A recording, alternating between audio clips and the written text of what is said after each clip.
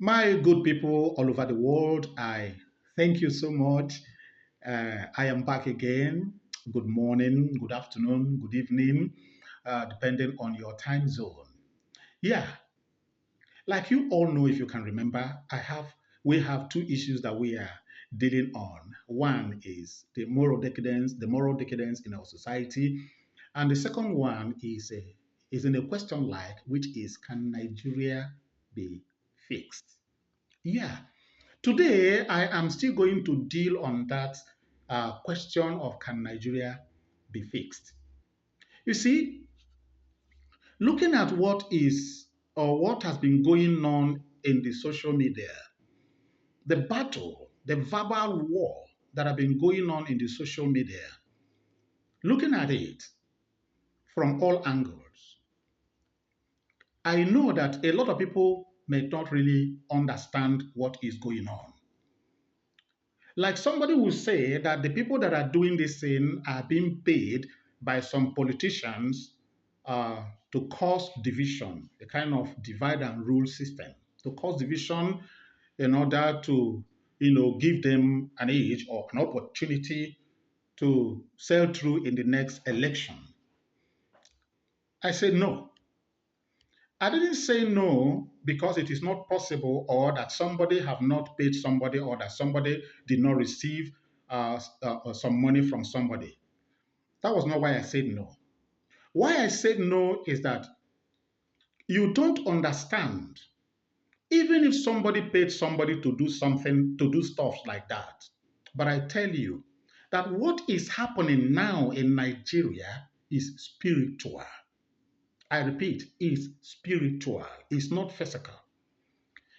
And because I know that it is spiritual, that is why I will not advise any of you that is doing this in the social media to stop. No, I am encouraging you to continue because I know it will yield that desired result that everybody will be happy of at the end of the day. Yes, bet me on this. I tell you nothing but the truth.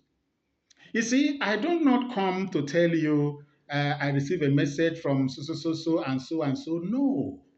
What I'm telling you is a pure divine message and nothing but the truth. Take it or no.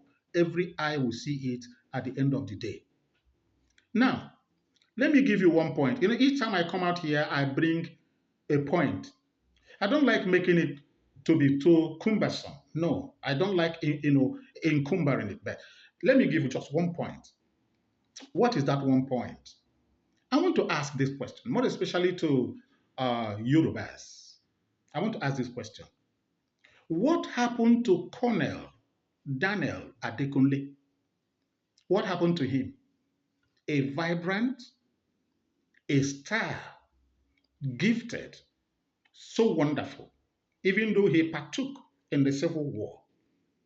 What happened to him? How was he unalived? Who unalived him? And for what reason?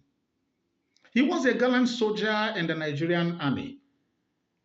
1983, he heard about a coup, which he reported to his then GOC, who happens to be Muhammadu Buhari, not knowing that Muhammadu Buhari was part of that coup to topple Shagari. What happened? A week later, he was accused of conspiracy. He was put in prison. Afterward, he was tried. And when there was no evidence to nail him or to buy him, as people used to say, would love to say, they let him go. And he, Daniel Adekunle, thought it was all Uhuru. He thought it's all over. Not knowing that there was something they saw, there was a light that they saw in him that they wanted to quench by every means possible. 3 years later, 1986, another coup plot came up again, and he was opportune to hear about it. Remembering what happened to him in 1983, he said, no, I'm not going to talk again, no.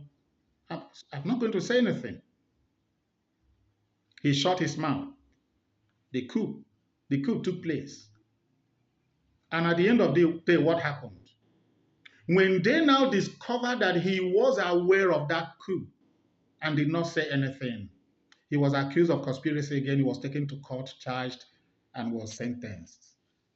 And he was unalived by firing squad. You people that go into history of 1950s and 1960s and come up with lies. What about this one that happened just yesterday?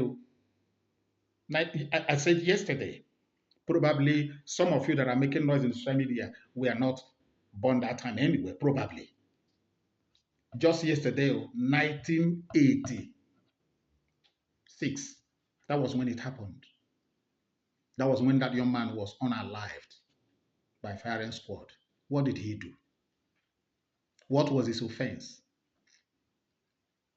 You see the kind of country, the kind of place you call country. But what are you saying? No, you're saying nothing. Yorubas, have you questioned that? No. You will not. Why? Because you are cowards. Yes? No apologies. You are cowards. Now, if not that what is happening in Nigeria is spiritual, I would have dared you, Yorubas, I would have dared you, Edos, Beni people, I would have dared you to declare an open war against the Igbos. Honestly, I would have dared you to declare a war. Those of you that are in diaspora making noise on the social media ranting, I would have dared you to come home and declare a war on the Igbos. And let's see how it will end. 1991, let me remind you something. 1991, Kano riot. 1991. I lived in the north. I lived in Kano, to be precise, for some years. I lived there. 1999 Kano riot. What caused it? It was a crusade.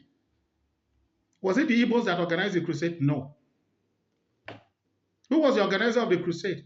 A German preacher, a German evangelist in the name of Reinhard Bonnke. Every other tribe in Nigeria that were Christians residing in the north, Kano to be precise, took part in that crusade. What happened? They couldn't use federal might. It was their own man who was the head of state. Sani Abacha was the head of state. They couldn't use the federal might to stop the crusade. They couldn't even use the state power to stop the crusade. No, but they resorted into rioting because Igbos are always their targets. They think it is like that 1960s and all the rest of them. They came up with it again. That, 1991. But the Igbos said no. They said one Nigeria. We're not running again. This one Nigeria, we're going to make it happen by ourselves. Go and ask. Make inquiries. What was the end result of that riot in Kano State, 1991 Kano riot? Go and ask. Go and ask. Those of you that are saying you are in diaspora, you are saying, Igbos, wait for us. Wait for us, we are coming. Wait for us. Oga, when will you travel? When will you go and declare this war? You are in Europe. You are saying, wait for us. We are coming. Wait for us, we are coming. When will you go and declare this war? You see, let me tell you something. Like I said at Benicio, this is spiritual. It's not physical. The truth is that innocent blood spilled in Yoruba land. Innocent blood spilled in Igbo land. Innocent blood spilled in the northern land, in the Hausa land, have come together to demand for justice. They are asking for vengeance and they must get it. Yes, they must get that vengeance. Look at it today. Tell me, like I've said before now, tell me any village in Nigeria, no matter how remote that village is, Tell me any village in Nigeria that you don't have Fulani herdsmen with AK-47 at your backyards. Tell me. Oh, but that's not a problem. That is not a problem. Do you open your mouth to talk about that? No, you don't. Because you are cowards. I repeat, you are cowards. And until this vengeance is done, as these forces are demanding, nothing. There is nothing anybody can do to stop it. Continue. I'm encouraging you. Make the fire burn. Let it burn. Let it burn harder. Make it burn harder. Don't quench it. Please, I beg you. Make it burn harder. Because it will do everybody good at the end of the day. Because those forces are using you, but you don't know. And I thank God that you've made yourself a willing instrument in their hands, which is in the positive. So continue. And he said, Ibos, I hate you. I hate you stink. It don't they drop anybody but you. No Igbo man or Igbo woman will look at his or her skin and see that you're clear on his skin. The point there is that Igbos hate distraction. Yes. What is the major concern of an Igbo man is to work hard and get what he's looking for, a life, and make himself comfortable and his family and enjoy his life. That is the major concern of an Igbo man. Igbo man hates distraction.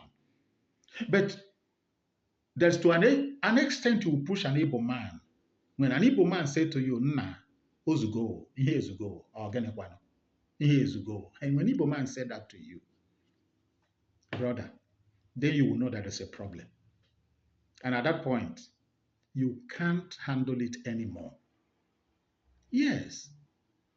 So keep the fire burning, please. I appreciate. And I'm praying for you as you do it to continue. Don't stop, because I know it will give us the desired result. Thank you. God bless you. Bye. See ya.